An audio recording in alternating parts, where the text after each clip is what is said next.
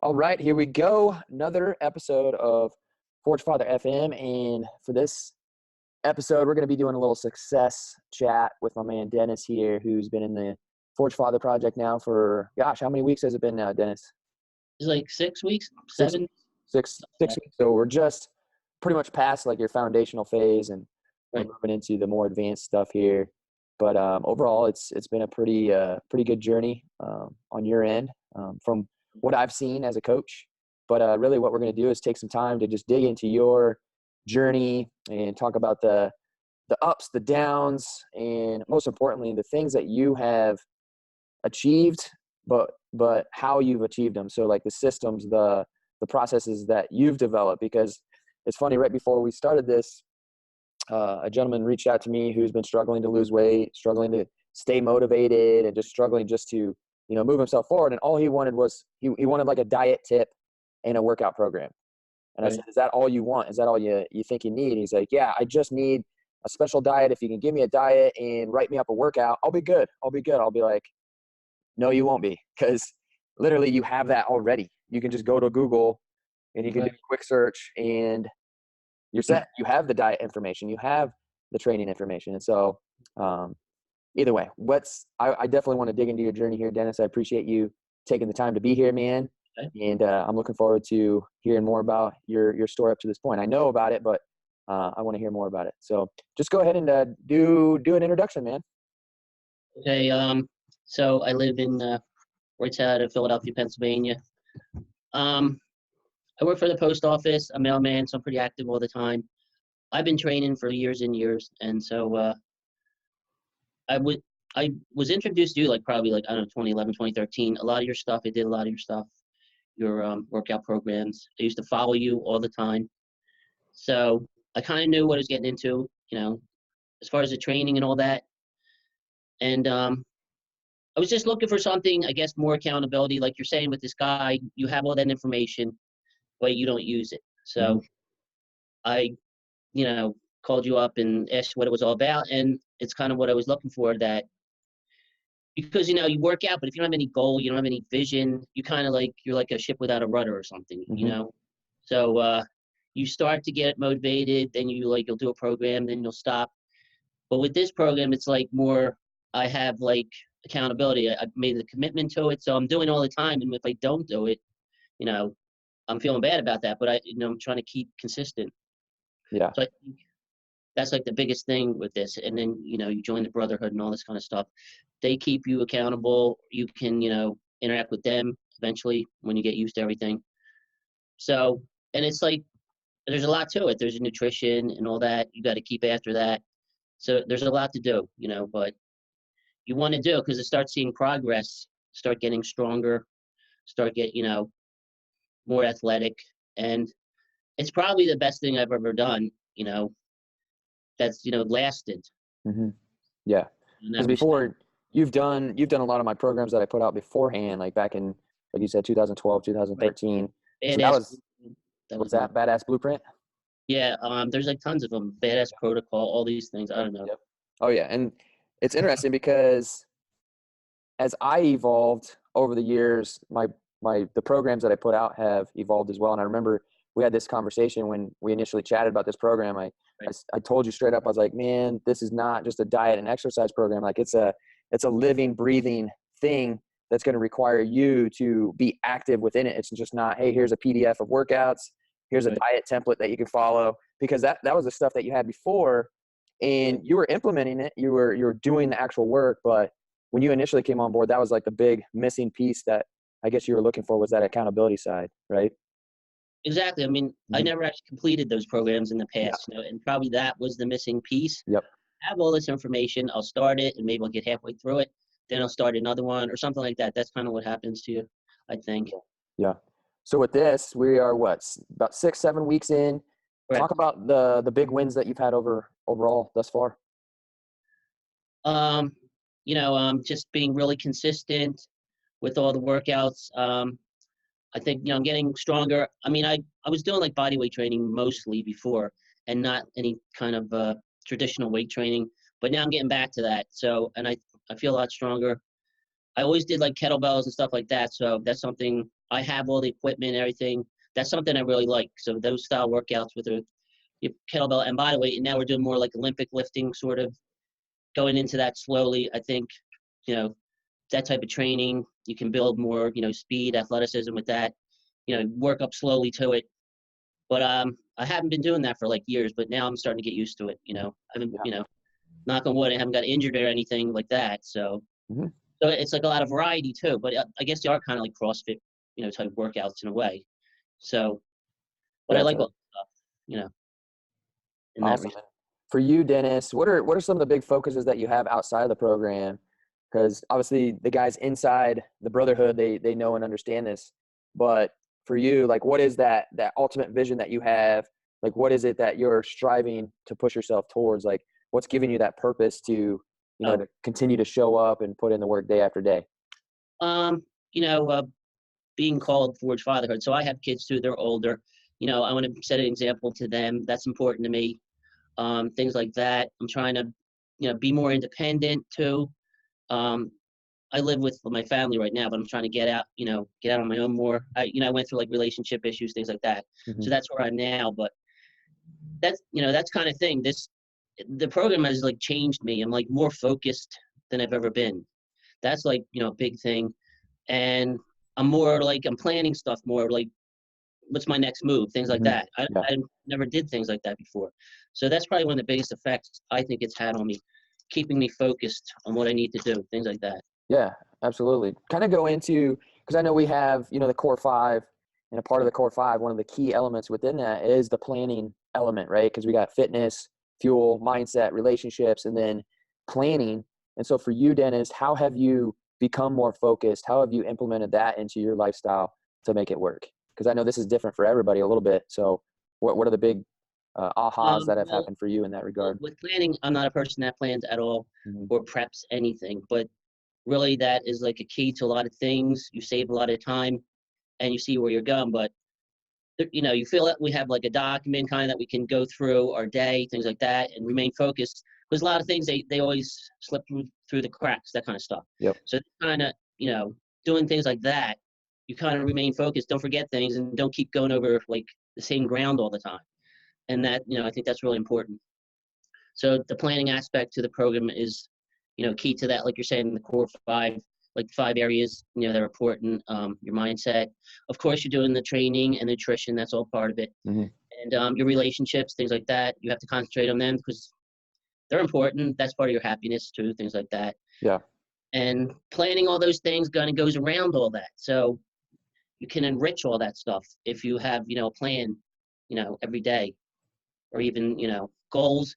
We also do like a 90-day declaration. We didn't go into that. Hmm. Where you have like a big goal that you want to do, something that's important to you. Yeah. 30-day climbs, you know, we call them Yep. short-term goals, things like that. So these, you know, the goals are really important. And, you know, a lot of people, they forget to do this. They forget, they think it doesn't really matter, but it really is part of, you know, your journey, as they like to call it. And it'll help you get there. I think if you are like setting things up that way, you Yeah. know, instead of just letting them happen, that's not realistic, Yep. you know?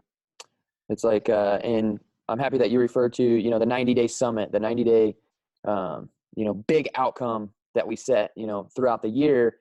And so we're currently in our second climb for that. So it's basically 3 30-day climbs. And Right. so we had a 30-day climb 1.0, and now we're on 2.0, and then 3.0 will lead into our 90-day Right. summit, which goes into, the event that we're having Yeah. here at the gym. So for you, Dennis, what is your big 90-day outcome, man? What was the big, summit goal that you set Well, out? I had put down like a lot of people in the Brotherhood, they run these Spartan races. It's like a big thing to Mhm. everybody. Kind of like proves or is a big challenge physically. So I had set up to do a sprint and a super. So I'm going to do them. That's my Awesome. physical thing. And you can also do like say a professional goal or something like that. Yep. I have been planning to like move out on my own place, right? That's like one for me. And also then you'll do like some kind of little thing or you'll commit to. So I committed to planning was another thing Hmm. I put down there. And the core five, since I was in the program a little bit, I kind of understand. So I was concentrating on them too, because I think that what we call it the battle plan, and Yeah. that's kind of what it is. So you have to do that every day. Yeah. That's what I committed to, and more to be like a role model to my like family, things like that. I put that down. That was for the Yep. 90 days. Love it. And like my 3 main things, which Mhm. it's kind of a lot. Yeah, yeah. And it's the whole purpose behind that. I like what you mentioned there is, people will set up these goals because they're told to, right? Like January 1st, for instance, it's like, okay, what's your New Year's resolution? And people set these goals, but then they forget about them. They never revisit them. They never sit down on a week-to-week basis to reflect on the actual progress that they've made towards them. Like, what are the actions that you're taking on a consistent basis to achieve that outcome that you want to achieve? Whatever that may be, lose weight, build strength, build muscle, whatever. We have to remember that there's a method to the madness on getting there. And so you got to get consistent with, implementation, right? And so one of the things that you mentioned early on was, hey, you had the information back years ago, but it was, you never followed through and you never finished those programs out. And so what have we done up to this point? Well, number one, we created that leverage and pressure for ourselves to stay committed, to stay consistent with it. And now we've made more progress than we've ever made before because we've implemented that piece, that accountability piece, that piece that is forcing you to do things that you did not like to do before. Like before you said you were never a planner. You didn't like sitting down and planning things out. And now that you've kind of forced yourself to do that, would you say it's like a daily habit and just a behavior for you now? It's becoming a daily habit for me. Mm-hmm. Exactly. I mean, you can't do it right away. You might miss a few days, things like that. But when you see that you make more progress, then you're going to do it. Yeah. So I have been doing. I have been putting stuff down, and just you actually feel a bit more motivated because you kind of see some little wins here and there. Yep. But even if it might be something small that you needed to do and you just did it, and it's like right in front of you. That's kind of motivation. That's a little bit of motivation that I think it helps people because we get bogged down or we get depressed or maybe we don't make a goal or something, but we have these little wins. I think that helps. Mm-hmm. And I think that's a way to do it. But I've been trying it, and I'm being more consistent with it every day. Definitely. I love it. I love how you put that. That's a big, big perspective shift for a lot of guys because a lot of times we're so focused in on that big outcome. Like, what is that big outcome? What is that big goal? And we don't break it down into small, tiny pieces, right? And so we oftentimes overlook the small wins, the small steps that we need to take to get there, right? And so exactly what you said is, getting the big wins. And it's just really, that's what it comes down to is just small wins, small wins, small wins. You compile that up over a bunch of days consistently. Guess what? Oh my gosh, you arrive at that big outcome that we wanted to achieve, right? And so I think that's huge, and I'm happy that you shared that piece. So you got some Spartan races coming up. You've done some Spartan races in the past, right, Dennis? Well, actually, I only did the Stadion last year. Yep. But and I did like a Tough Mudder too. That Yep. was kind of miserable. If you ever did one of those races, Yep. It's pretty horrible. Oh yeah. At the time with all the mud and stuff. Yep. I don't know. I did it with my daughter, and she was like, she hated it. But I don't think she would ever do it again. Yeah. Yeah, that's the big part about the races is you're definitely not going to be comfortable while you go through them. It's it's that whole experience, and I guess that sense of victory, that sense of fulfillment after you're done. Like, right. You can say to yourself, like, that really sucked. That was really uncomfortable, but damn, I didn't quit and I made it through it. So that's like the big, fulfillment part out of it. So you got a Spartan Super coming up. Remind me, where is that? Is that the one in Boston? I think I'm doing the one in Virginia. That's like October or something. And then another one, the Beast. There's another one, like New Jersey or something. I can't remember. April maybe. Yeah. So that's like you get the trifecta. That's what I'm going. Awesome. That's like the main goal. Love it. I get the 2 in probably 90 days time. Good, man. I love it. And gosh, I didn't even realize it, but I'm starting to really get a little bit more involved on that side of things. With the Spartan races. I guess when I signed up for the 30-mile race, at the time I didn't think about how, I guess, serious that race is. But now that we're almost halfway to it, it's coming up at the end of October. It's becoming a little bit more serious. So it's those types of things though that you got to commit yourself to, and it's going to force change, or you're going to show up and you're going to get your ass kicked. And so it's like, which outcome do you want? Insane. I don't know how you're going to do it. I don't know. Guess what? You're going to do it. You're going to do it next year, Dennis. Right. That's Walk. yeah, that's my secret goal, is to achieve this race this year. And after that, we're going to set up another, because it's right around the summit, the Forge Summit. So why not have the next Forge Summit next year at that time be at that race? Because if you don't run the Ultra, there's the other races that they have there too. So they have the Beast going on. I Yeah. believe they have a Super, or maybe they have a Sprint. So they always have multiple races going on. So at this one, I believe it's the Sprint, the Beast, and then the Ultra. And I believe Shane's ultimate goal, and Shane is another guy in the Brotherhood, but his ultimate goal is to run the whole Ultra, but run it in under, I think he wants to hit it at like 7 hours, because the way it times out is when his heat leaves, he leaves around 6 a.m. So fast forward, 7 hours ahead, it's going to be like 1 o'clock. That's when like one of the final Beast heats is going to be leaving. And so his goal is to run a whole Ultra, and then to get through the Ultra in time to hit his next hit that heat for the Beast and run a Beast, which the Beast will be half of that, so it'll be another 15 miles. He might need the paramedics after that. Yeah, he might be screaming for the medic tent again. So that's pushing it. yeah. But overall, Dennis, here's an interesting question for you, man. If we were to go back in time, 6, 8 months ago, what would you say to the old Dennis? What would you say to that guy, man, in regards to the changes that you've made up to this point? What's the best piece of advice that you'd give to that man? Oh, let me think. Putting you on the That's a weird spot. question. Maybe, I don't know. I wish I would have knew about this thing earlier. Probably something like, you can't get through things by yourself sometimes. Your willpower is very weak. So it's like your environment kind of controls you. So set up your own environment. And well, this is kind of like the same thing. So don't, a lot of times we keep doing the same things over. We get terrible results, or not the results we want. We keep doing it. But I've learned that, your willpower doesn't really last. So if you have someone behind you, or you're part of something, you're probably going to do it, because, your integrity will probably drive you. You can't just let things go anymore. You can, like, with yourself, you can tell yourself, I'm going to do this, and then you don't do it. But there's no loss there. But if you like put yourself out there, forget it. You don't look too good. So Yeah, I think that's probably a big lesson. I like it. I would tell that person, stop trying to do it on your own. This is the better way. You know what I'm saying? I completely agree with you. That's exactly something I could say to my old self, is stop trying to do everything on your own. Stop trying to be that guy that thinks he needs to be a lone wolf and, figure it out all on himself. Like, it's something that I often share in the Brotherhood. It's like, at the end of the day, yes, you need to be the one doing the work. You need to be the one actually walking the path, but there's nothing wrong with you getting that support, getting that guidance, getting the feedback, right? Getting an outside eye looking in on where you're at and helping guide and direct you forward. Now, there's a difference between that, like asking for support, asking for guidance, and wanting to be saved, right? That's something that I talk about too, is, a lot of guys are just out there and they're like, okay, I do need help. And they want the type of help where I don't want to do any work. I want the work done for me.